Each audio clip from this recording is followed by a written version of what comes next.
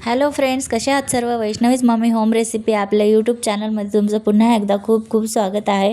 आज मी बनवलेला आहे मस्त अशा व्हेज दालच्या. तर चला तुमच्यासोबत पण ही रेसिपी शेअर करते. खूप साध्या आणि सिंपल पद्धतीने मी बनवलेला आहे आणि खूप खायला पण टेस्टी आणि एकदम रुचकर असा झालेला आहे. तर चला व्हिडिओला सुरुवात करूया. इथे मी तूर डाळ शिजवून घेतलेली आहे. त्यानंतर भोपळा पण कट करून शिजवून घेतलेला आहे. त्यानंतर गॅसवर एक पातेलं ठेवायचं, त्यामध्ये 2 चमचे तेल टाकायचं. त्यानंतर जिरं टाकायचं थोडंसं.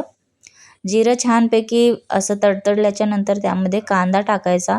एक छोटा असा कांदा घेतलेला होता मी, जास्त मोठा कांदा नका घेऊ. कांदा थोडासा परतून झाला की त्यानंतर आहे ना आले लसूणची पेस्ट टाकायची. यामध्ये व्यवस्थित आहे ना सर्व मिक्स करून घ्यायचं. हे बघा अशा प्रकारे छानपैकी व्यवस्थित मिक्स करून झाल्याच्या नंतर आहे ना त्यामध्ये एक टोमॅटो टाकायचा. छोटाच मी टोमॅटो घेतलेला आहे. टोमॅटो पण छान व्यवस्थित मिक्स करून घ्यायचा.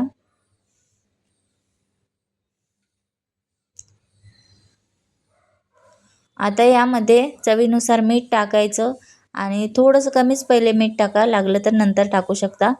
त्यानंतर हळद टाकायची थोडीशी आणि व्यवस्थित मिक्स करायचं सर्व.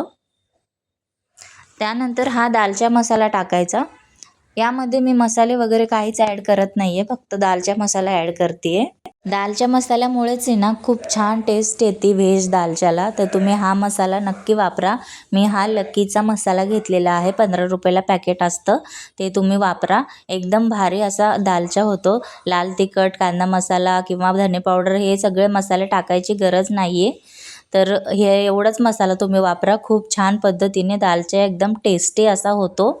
तर आता सर्व मिक्स करून झाल्याच्या नंतर शिजवलेली डाळ यामध्ये ॲड करायची. व्यवस्थित डाळ पण मिक्स करून घ्यायची. त्यानंतर आहे ना आपण आता शिजलेला भोपळा टाकायचा. भोपळा पण आहे ना सगळा टाकून द्यायचा आणि त्यामधलं जे पाणी आहे ना ते सुद्धा यामध्ये टाकून द्यायचं आणि छान मिक्स करून घ्यायचं. आता तुम्हाला जेवढा आहे ना दालचा हवा असेल त्यानुसार तुम्ही पाणी ॲड करू शकता यामध्ये. त्यानंतर थोडीशी हिरवीगार मस्त कोथिंबीर टाकायची वरून. कोथिंबिरीमुळे पण छान टेस्ट येते दालच्याला.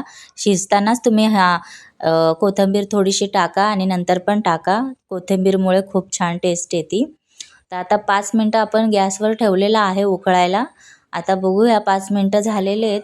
मस्त असा दालचा आपला रेडी झालेला आहे. तुम्ही बघू शकता एकदम 2 ते 3 मिनटामध्ये मी असा पटकन असा बनवलेला आहे दालचा.